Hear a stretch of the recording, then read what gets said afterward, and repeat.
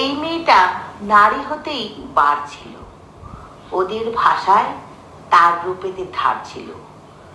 নদীর শরীর খুব স্বাভাবিক বাঁক ছিল, নদীর পাড়ে সেই সে লোভী কাক ছিল।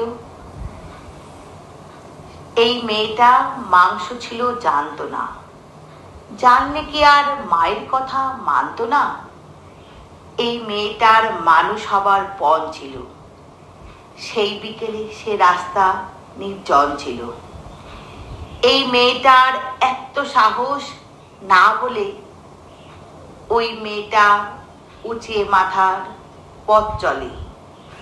আনন্দময়ীর আহ্বানে স্নাত হোক ক্লান্ত ধরিত্রী, অরবিন্দ চিত্তে অতিবাহিত হোক মাতৃবন্দনার শুভক্ষণ, উদ্ভাসিত হোক মলিনতার রিক্ত সিক্ত কপাট খুলে দনুজ দলনীর সংহারিণী মূর্তি, অপাঙ্ক্তেয় অশুভ শক্তির অসহায় আত্মসমর্পণের মাঝে জন্মনিক দেবী দশভুজা, বৈচিত্র্যের মাঝে রচিত হোক ঐক্যের বাণী।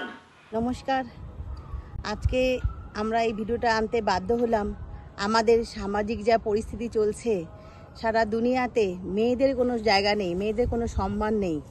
তাই যাতে আগামী দিনে সমস্ত পুরুষ জাতি মেয়েদেরকে মা দুর্গা হিসাবে দেখে, তাই জন্যই আমাদের এই ভিডিওটা করা। মেয়েদেরকে তার বাড়ির মেয়ে, তার বাড়ির মা, তার বাড়ির পত্নী এরমভাবে এরম চোখে যেন দেখতে পায়, যেন আলাদা একটা চোখে না দেখে, যেন অকালে কোনো মেয়ের প্রাণ না যায়। এই বলে আমরা আমাদের প্রোগ্রামটা শেষ করলাম। প্রোগ্রামটা ভালো হলে পাশে থাকবেন।